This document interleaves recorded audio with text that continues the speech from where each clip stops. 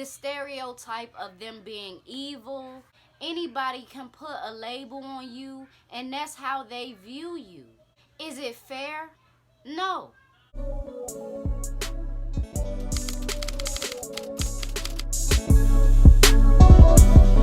What's up, y'all? It's your girl B Octavia, and I am back with another video. Welcome to my channel. If you do not know me, my name is B Octavia. I am from Washington, D.C., and I am also an entrepreneur. I want to say thank you so much to those who have supported thus far the launch of Be The Brand.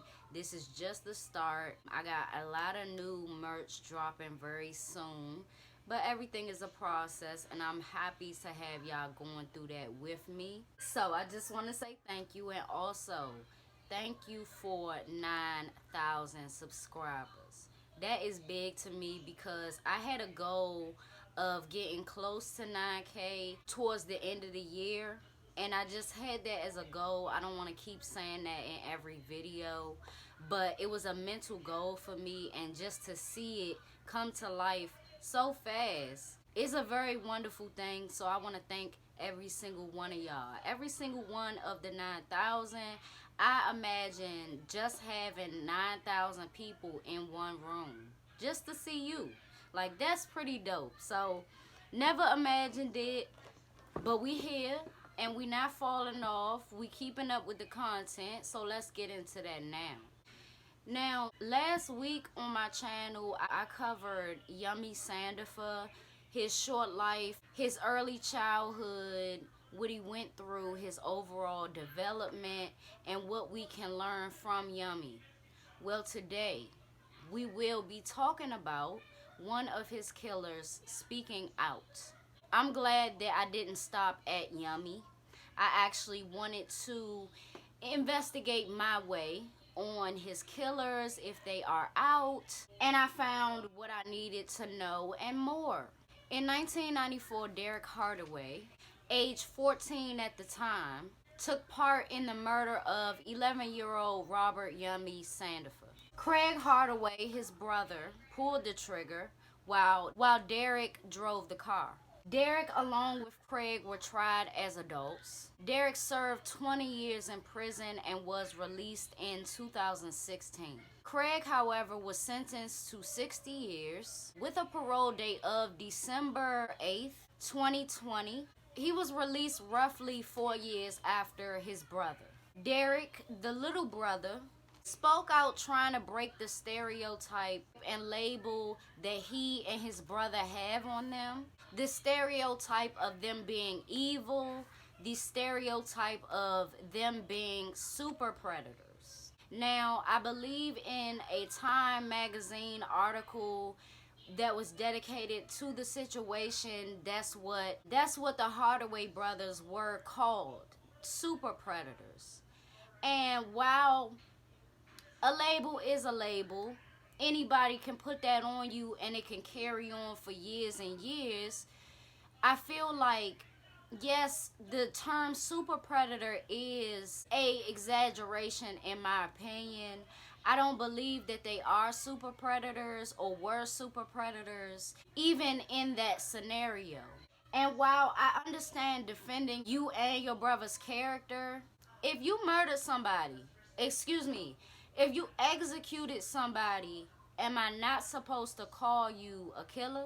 If a child kills somebody, even if it's another child, am I not supposed to label you a child killer?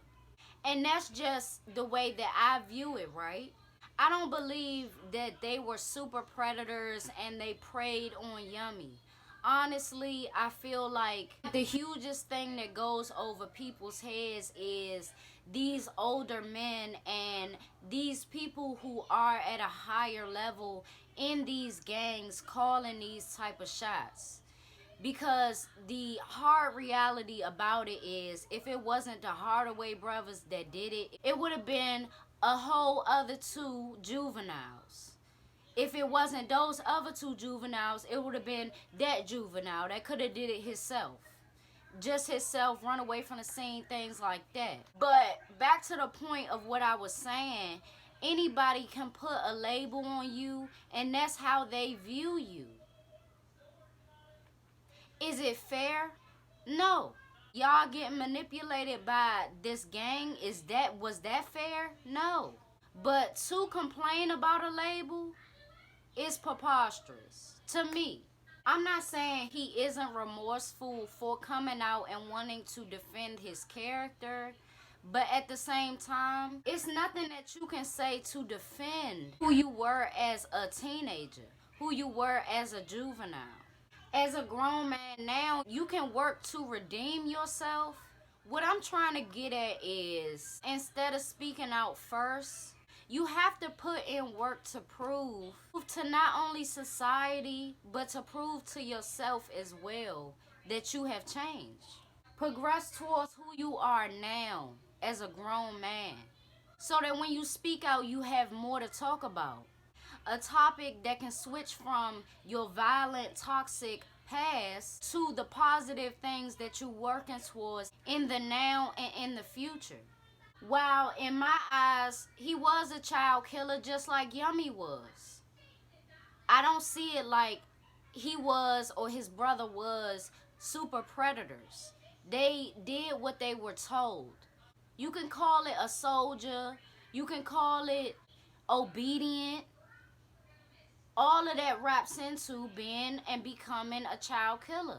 Once you pull the trigger on Yummy or anybody and kill him, you a child killer. You was a child killer. In this situation, sadly, it was children killing children. They was a little bit older than Yummy, but at the same time had the same mental capacity, doing the same things, taking the same orders every single day. It might be different orders, but it's the same thing. Just like Yummy got taken advantage of, they got taken advantage of as well. The decision to be in a gang at a very young age and to be brainwashed to thinking that you committing murders and crimes all across the city and you either won't get much time, won't get time at all, might go to juvie but get let out, and won't get charged as an adult at all is foolish. Nobody should have that mentality now. I don't care what state or city you in. Nobody should have that mentality. Don't put a child up to do a man's work. Don't put children in grown people business at all. In any gang or even in the mafia, it's 100% documented that this is where the back doors came from. They be killing their own all the time. I'm not saying it's not some loyal ones, but once one person do that, I don't even want to be involved in that, because the same thing could have happened to the Hardaway brothers if they would have never been caught. I don't even think they get that. Sometimes jail and prison, the penitentiary, can save you from death yourself. This backdoor tactic need to stop, okay? The only person that should be able to decide to stop a life that was created is God. These gangs think like they stopped what they created, but they didn't create Yummy. They didn't create the Hardaway brothers either. Create and influence are two different things. These young men already had hate in their hearts. It was already there. It's already inside. All the gangs did was influence them in a horrible way. They already had hate in their hearts and pain in their eyes. These gangs just influenced them in all the wrong ways. And let me just say, to end this video off, it's very contradictory to kill one boy and send two other of your soldiers to prison and just keep on with the same pattern, the same cycle of bullshit. Just the same thing, just a different time. It's foolish. If you can't stop killing your own, then dismantle the whole. I'm not going to say nobody shouldn't have been released. You know what I'm saying? It was the state's decision to let them out. And it's time for them to prove to themselves so that society can see the change. People can label you whatever you want to, but you can always reinvent yourself, especially if you got the time, you free, It's no reason why you should only come out and defend yourself. Come out, talk your shit, and talk your shit about what you doing positive in the community, since you know your effect has not been positive. It's your girl, B. Octavia. I'm finna get out of here. I'll see y'all in the next video. Again, thank you so much for supporting Be the Brand. It's a lot more coming, so stay tuned. And I'll see y'all in my next video.